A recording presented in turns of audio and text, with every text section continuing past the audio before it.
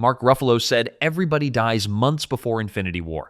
July 2017, Disney's D23 Expo. Mark Ruffalo is being interviewed by Good Morning America with Don Cheadle. The conversation drifts from Thor Ragnarok to the upcoming Avengers movie. The interviewer pushes Ruffalo for details. Ruffalo, in classic Ruffalo fashion, says like every other Marvel movie, it does not end well for the superheroes. A reasonable vague answer. Then he keeps going, "Wait till you see this next one. Everybody dies." That last sentence is the entire ending of Infinity War. 10 months before the movie came out on live television. Don Cheadle visibly panics on camera. His exact response was, dude. Ruffalo immediately tries to walk it back. Asks, can we rewind that part? The cameras kept rolling. The kicker is nobody believed him. Marvel had been so secretive about Infinity War that fans assumed Ruffalo was either trolling or part of a marketing bit. There was no way an actor would casually spill the ending of the biggest movie ever on Good Morning America, so the clip got buried.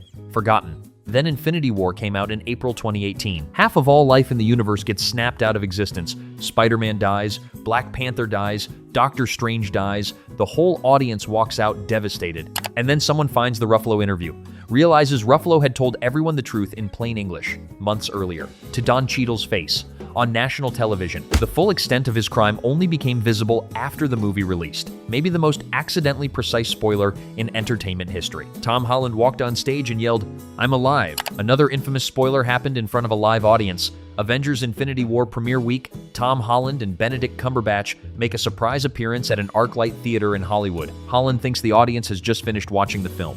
He grabs the microphone, walks on stage, yells, "I'm alive." The crowd goes silent. Holland realizes mid-sentence what he has done. The screening had not started yet. Every person in that theater now knows Spider-Man survives Infinity War. They had not even seen Thanos yet. They had not even seen the snap.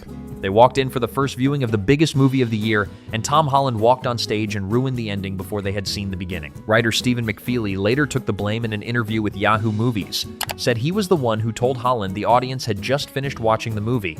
Holland trusted him, walked out yelling, "I'm alive," thinking he was reassuring people who just saw him turn to dust. The reality was much worse. The whole audience now knew Peter Parker comes back. The dust death was supposed to be the gut punch ending. Holland turned it into something that gets reversed. Marvel changed their press strategy after this. Holland would not do another solo MCU interview for nearly a year. Whenever he sat for an interview, it was with a co-star whose entire job was to keep him quiet. Cumming spoiled the X-Men Fantastic Four fight in Doomsday. May 2025. Cumming sits down with BuzzFeed UK for an interview. He is promoting his return as Nightcrawler in Avengers Doomsday, the role he originated in X2 back in 2003. 23 years between appearances. The interview starts off harmless. Cumming talks about being 60 years old and learning fight choreography again. The stunt team is impressed by his flexibility. Then he just keeps talking, mentions a scene he is filming where he hits Pedro Pascal against the head. You're hitting Pedro Pascal against the head. Pedro Pascal plays Reed Richards in the Fantastic Four First Steps. Cumming had effectively just confirmed that Nightcrawler fights Mr. Fantastic in Avengers Doomsday, a direct X-Men vs. Fantastic Four moment, one of the biggest leaks possible for the movie. The implications were massive. Avengers Doomsday is supposed to bring together the X-Men, the Fantastic Four, and the Avengers for the first time on screen. How they would interact was supposed to be the central mystery. Cumming just casually revealed that the X-Men and Fantastic Four come to blows. The clip went viral within hours. Every Marvel outlet ran with it. Cumming's publicist called him immediately. Months later, when Cumming interviewed Pedro Pascal on Jimmy Kimmel Live, the topic came up. Pascal played dumb, said they had never had a fight scene together. Cumming tried to walk it back, said maybe he got it wrong and was double bluffing the Marvel people. Nobody bought it. The original interview was too specific. The fight between Nightcrawler and Mr. Fantastic is in the movie. Cumming just refused to admit he had already spoiled it. Sebastian Stan outed the Tony Stark funeral cast. Ace Comic-Con, April 2018. Sebastian Stan is doing a panel about Infinity War. Talks about filming a massive ensemble scene. Says it took the crew 3 months to plan because every single Marvel actor was in it. Then he just starts listing them out loud to a room full of fans recording everything. You saw everyone from Samuel L. Jackson to Michael Douglas to Michelle Pfeiffer. Everybody was there. This was a problem for 2 reasons. First, Marvel had publicly denied Samuel L. Jackson was in Infinity War. Stan just confirmed he was. Second, Michelle Pfeiffer had not even debuted as Janet Van Dyne yet. Her first appearance was supposed to be Ant-Man and the Wasp, releasing months later.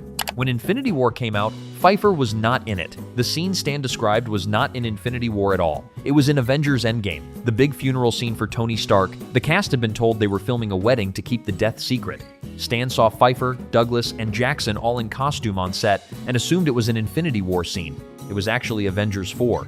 The funeral. The cast list Stan reeled off in casual conversation was effectively the survivor list from the snap. Anyone paying attention now knew which characters made it through to Endgame. Marvel was reportedly furious. Stan has since become more careful, but the damage was done.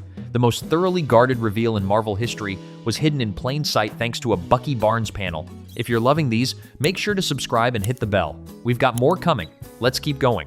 Samuel L. Jackson spoiled Captain Marvel's Endgame role. Samuel L. Jackson has played Nick Fury since 2008. The man is iconic. He is also incapable of keeping a secret. Before Captain Marvel released in March 2019, Jackson was doing press for the film and started talking about how the character would factor into Avengers Endgame. Specifically said her time travel abilities would be important to the next Avengers movie.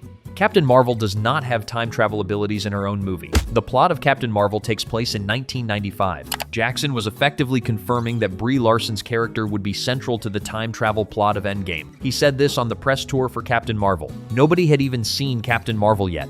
Fans started piecing it together quickly. Time travel plot, Captain Marvel involved. By the time Endgame came out, half the internet had already figured out the basic mechanic of how the Avengers would undo the snap. Jackson has also been a serial leaker for other reasons. Marvel set up an entire sting operation when an early Endgame script went missing from his own dressing room. The script had been left somewhere it should not have been left. They tracked it down before anything got published. Jackson is a Marvel veteran who has never publicly apologized for any of his spoilers. He just keeps doing them. At this point, Marvel briefs him as if he is going to leak everything in hopes for the best. Gwyneth Paltrow leaked her rescue armor reveal. Gwyneth Paltrow has played Pepper Potts since the first Iron Man in 2008. By Endgame, her character would suit up in her own armor for the final battle against Thanos. That rescue armor debut was supposed to be a massive surprise reveal. Marvel had it locked down.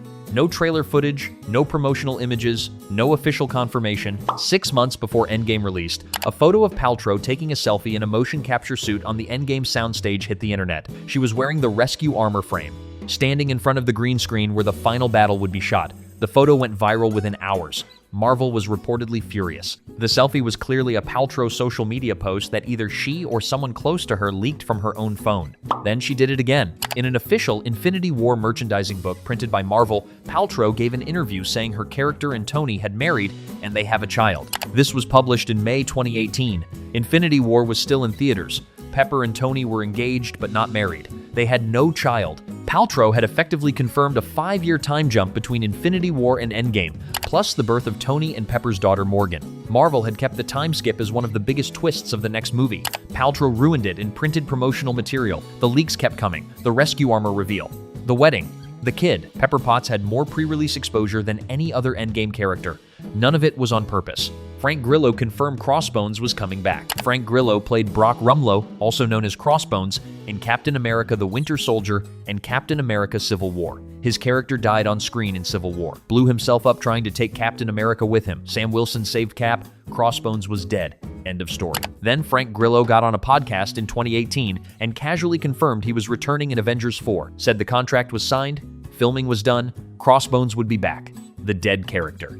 The villain explicitly killed on screen in front of millions of people. Grillo went on the record. No hedging. No, I cannot confirm or deny. Just yes, I am in Endgame. Here is the contract. The leak revealed something massive. If a dead villain was coming back, there had to be a mechanism for it. Time travel. The Endgame plot turned on revisiting old MCU scenes. Grillo would appear during the Avengers Tower time travel sequence where Captain America fights his past self. The Crossbones return confirmed time travel was the engine of the entire movie. Grillo has since admitted in multiple interviews that he had no clue what was supposed to be secret. He thought signing a contract for an Avengers movie was public information. Marvel apparently disagreed. He has not been brought back to the MCU since. Whether that is because of the leak or unrelated casting decisions, nobody knows. But the Crossbones spoiler is one of the cleanest examples of a Marvel star casually outing a major plot point because nobody told him it was a secret. Chris Evans tweeted goodbye to Captain America. October 2018. Chris Evans wraps his final day of filming on Avengers Endgame. Posts on Twitter. Officially wrapped on Avengers 4. It was an emotional day to say the least.